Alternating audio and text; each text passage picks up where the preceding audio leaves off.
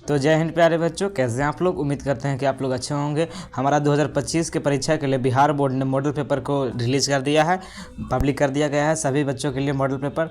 ये model paper क्या होता है पहले ये समझिए। मॉडल पेपर मतलब होता है ना कि परीक्षा में आपका कैसा प्रश्न आने वाला है, किस पैटर्न में प्रश्न आने वाला है, वही मॉडल पेपर में दिखाया जाता है। ठीक, तो आप लोग देख रहे हैं इसी प्रकार से आपका परीक्षा में फाइनल परीक्षा 2025 में प्रश्न आएगा। ठीक, मॉडल पेपर सॉल्व करना बहुत ही ज़रूरी होता है क्योंकि मॉडल पेपर से प्रश्न लड़ता है। ठीक, जिस प्रकार से यहाँ प्रश्न पूछा गया है उसी प्रकार से आपका पूछा जाएगा। आप लोग देखिए, जब ऑब्जेक्टिव आपका इसका क्वेश्चन लगाएंगे उसके बाद सब्जेक्टिव बताएंगे हम लोग। ठीक, यहाँ पे आपको 100% सही उत्तर मिलेगा, 1% रॉन्ग नहीं मिलेगा। ठीक, 100% सही उत्तर मिलेगा। ठीक, देखिए ऑब्जेक्टिव आपको बताना है। ठीक, कमेंट करके बताना है हर प्रश्न का उत्तर, जैसे कि पहला का ए, दूसरा का बी, तीसरा का सी। ठीक, आपको हर प्रश्न का उत्तर कमेंट करके बताना है। चलिए वीडियो को स्टार्ट करते हैं। देखिए मॉडल पेपर का आप लोग जब बना लीजिएगा तो आपको पता चलेगा ना कि सभी ऑब्जेक्टिव क्वेश्चन देखने के बाद कि क्वेश्चन हल्का पूछा है या भारी पूछा है। यानी कि टोटल 80 प्रश्न है जिसमें से आपको 40 ही बनाना होता है। ठीक, 80 में से 40 को बनाना है ऑब्जेक्टिव। ठीक, तो आप जब देखिए क्वेश्चन बनाएगा, जब क्वेश्चन को आप लोग देखेंगे तो आपको पता चलेगा। यदि आप तुरंत आंसर दे रहे हैं यानी कि हल्का पूछा है, यानी बोर्ड परीक्षा में भी हल्का पूछेगा। यानी आप कोई भी क्वेश्चन को देख के, कई सारा ऐसा क्वेश्चन होगा जिसे देख के आप तुरंत आंसर नहीं दे पाएंगे, यानी कि जो आपसे नहीं बन पाएगा, यानी कि आपसे हो सकता है बोर्ड परीक्षा में हार्ड प्रश्न पूछा जाए। ठीक, इसलिए जो नहीं बन पाएगा उसको याद कर लीजिएगा। ठीक, तो चलिए शुरू करते हैं। देखिए ये सब लिखा होता है। चलिए हम लोग पहला प्रश्न पे आते हैं डायरेक्ट। पहला प्रश्न है, प्रश्न कहा है किसी श्वेत प्रकाश के सामने एक रुकावट रख देने पे क्या बनता है। ठीक, टोटल हम लोगों को 40 को बनाना है, लेकिन हम लोग 80 में 80 देखेंगे। ठीक, क्योंकि आपके लिए 80 में 80 जानना बहुत ही ज़रूरी है। तो हम लोग जल्दी जल्दी करते हैं। किसी प्रकाश स्रोत के सामने एक रुकावट रख देने पे क्या बनता है, तो उसे छाया बनता है। ठीक, चलिए अगला प्रश्न है, समतल दर्पण की फोकस दूरी होती है अनंत होती है। ठीक, याद रखिएगा। चलिए अगला प्रश्न है, 1 मीटर फोकस डाले वाली उत्तल लेंस का क्षमता कितना होगा। तो एक मीटर उत्तल लेंस है ना, तो इसका 1 डायऑप्टर होगा, पॉजिटिव होगा, निगेटिव कभी मत मारिएगा। ठीक, उत्तल लेंस है तो पॉजिटिव हो जाएगा। ठीक, चलिए आगे कह रहा है, निम्नलिखित में से किस लेंस को अपसारी लेंस कहा जाता है। तो अपसारी कह रहा है ना, तो अवतल लेंस को अपसारी कहते हैं। ठीक, ऑप्शन बी। चलिए अगला प्रश्न देखते हैं। कह रहा है, प्रकाश की चाल भिन्न भिन्न माध्यमों में भिन्न भिन्न होती है। ठीक, याद रखिएगा।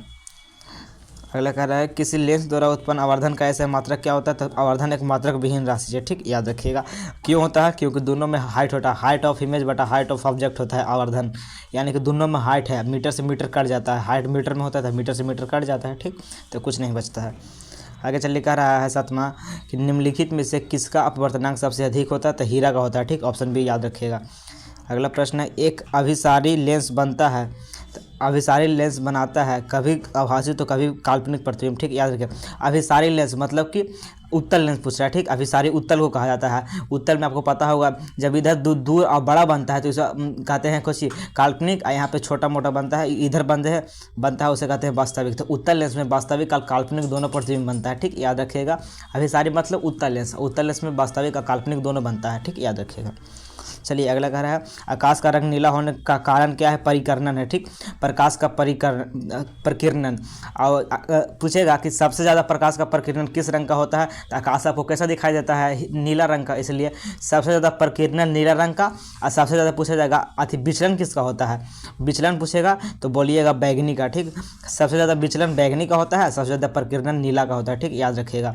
इसका कारण आपको हम किसी और वीडियो में बताएंगे कि क्यों इसका प्रकीर्णन ज़्यादा होता है, उसका कम, उसका विचलन ज़्यादा क्यों होता है, उसका कारण बाद में बताएंगे। ठीक, अभी तो हम लोगों को ऑब्जेक्टिव देखना 80 प्रश्न। ठीक, चलिए कह रहा है, प्रकाश का प्राथमिक वर्ण क्या है। लाल, हरा, नीला तीनों है। ठीक, जो तीनों रंग को देख लेता है ना, लाल, हरा और नीला तीनों को देखता है, इसे कहते हैं तीनों आँख, जैसे मनुष्य हो गया ना, तीनों रंग को देख सकता है। ठीक, इसका नाम भूल रहे हैं, वो लेंस अलग, वो चैप्टर अधिक मतलब कि अलग से लेब से है। ठीक, उसमें ट्राइकोरियोटिक विजन कहता है, ट्राइकोरियोटिक, डाइकोरियोटिक होता है। कोई जानवर होता है ना जिसमें डाइक्रोमोटिक विजन होता है, यानी कि केवल नीला और हरा देख पाता है। कोई है जिसके केवल लाल और हरा लाल नहीं देख पाता है, नीला और हरा देखता है।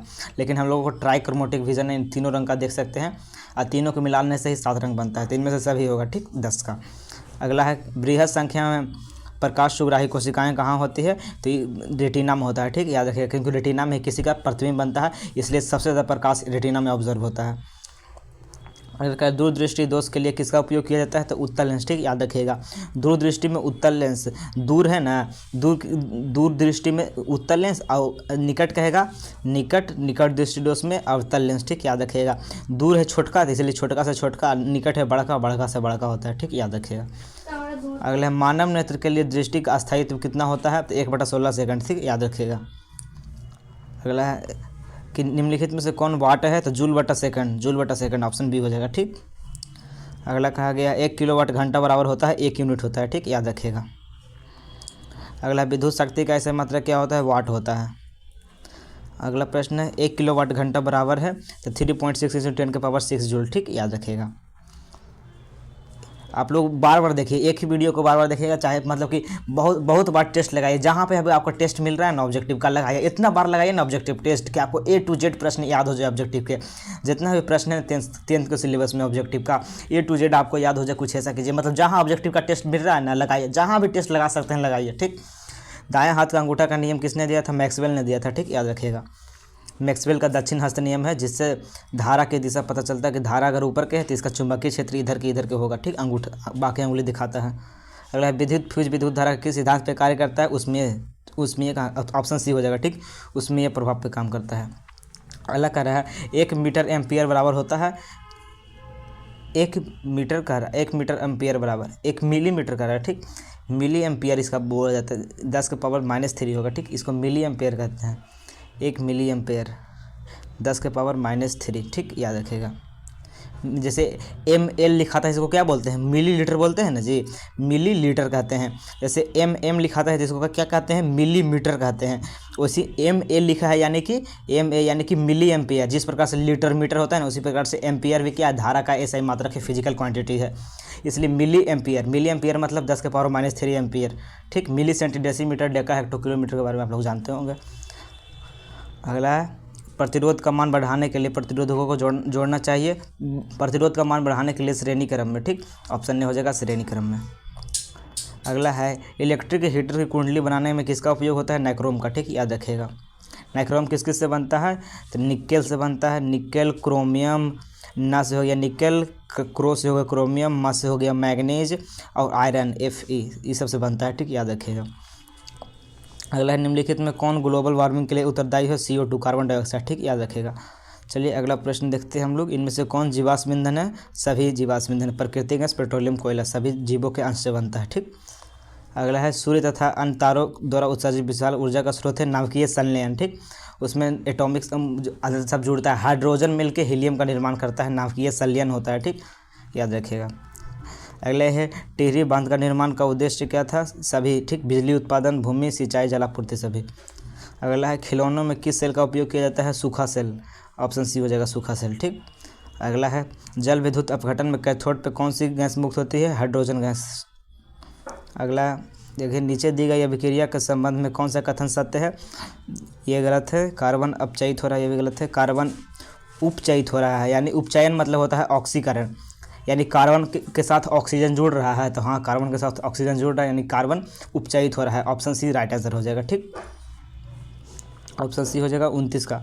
अगला है जस्ता तथा तनु हाइड्रोक्लोरिक अम्ल की अभिक्रिया के फलस्वरूप कौन सा गैस बनता है, आप लोगों को पता होगा, कोई भी धातु, जितना भी धातु होता है ना, जस्ता भी क्या है धातु अम्ल के HCl यानी कि हाइड्रोक्लोरिक अम्ल के साथ अभिक्रिया करके क्या देता है, हाइड्रोजन गैस देता है, धातु अम्ल के साथ अभिक्रिया करके हाइड्रोजन गैस देता है, H2 गैस, तो करने की ऑप्शन बी हो जाएगा H2 गैस, ठीक। कोई भी धातु चाहे जस्ता हो चाहे टीन हो, कोई भी धातु हो, ठीक, जब HCl से अभिक्रिया करेगा तो हाइड्रोजन गैस ही देगा।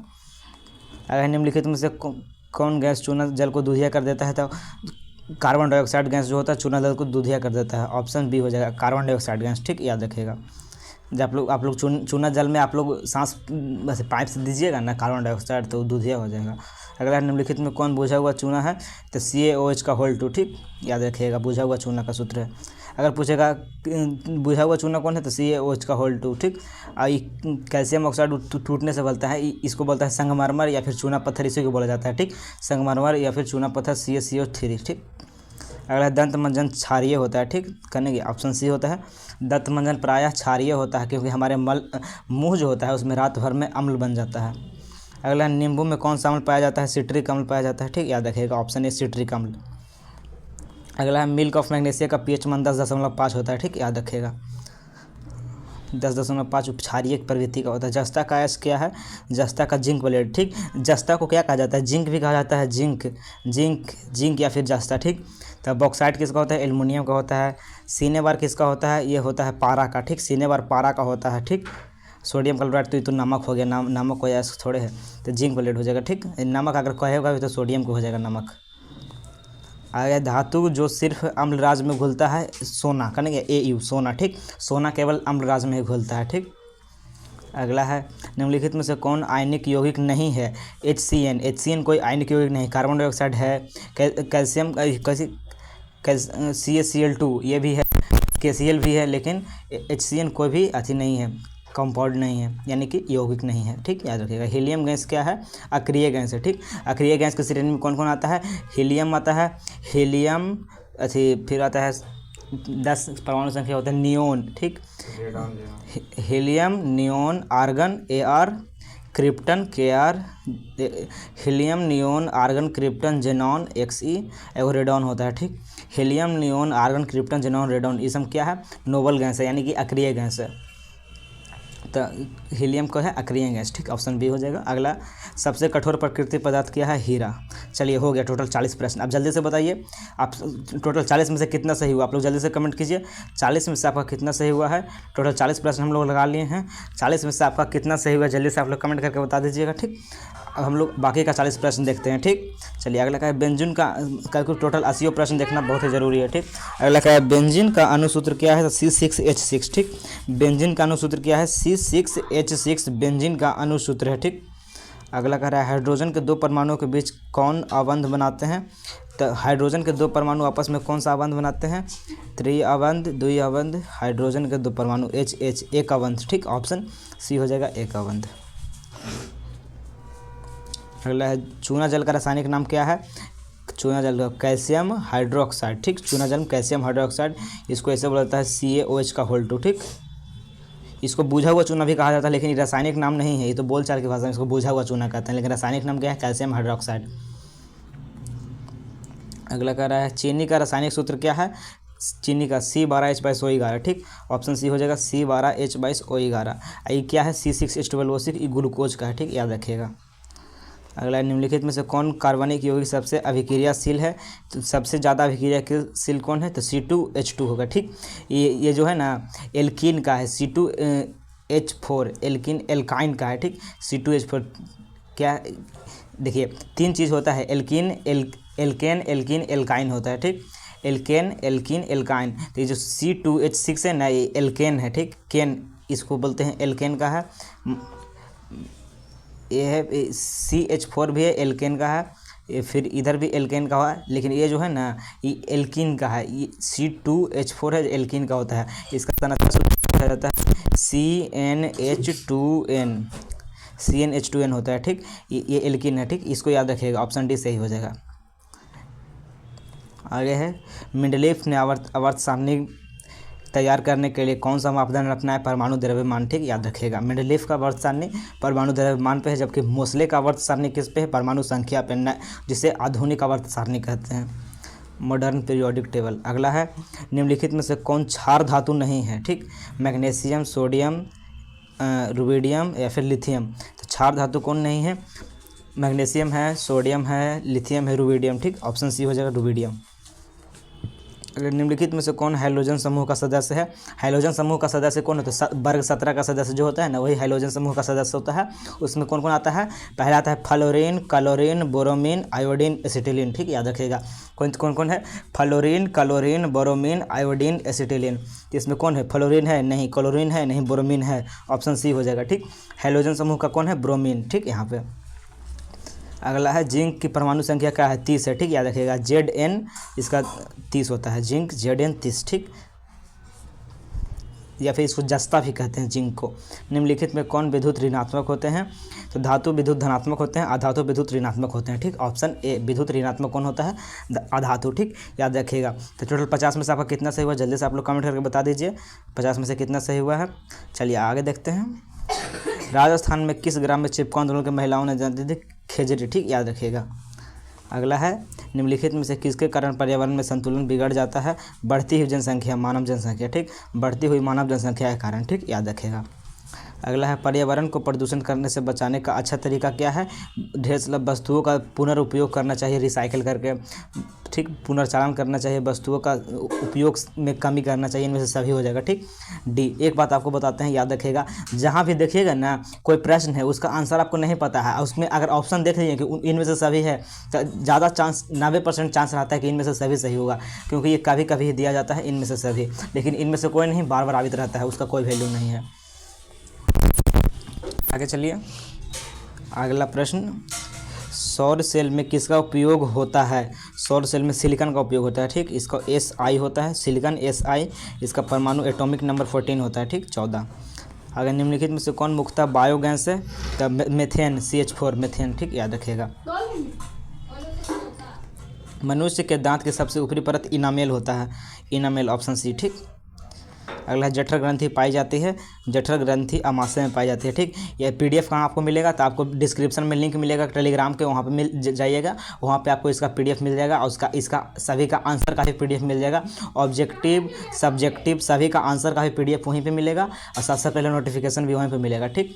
आपको कहाँ पर मिलेगा? तो डिस्क्रिप्शन में टेलीग्राम का लिंक है, वहाँ पर आप लोग सब्सक्राइब कर लीजिएगा, जुड़ जाइएगा, ठीक।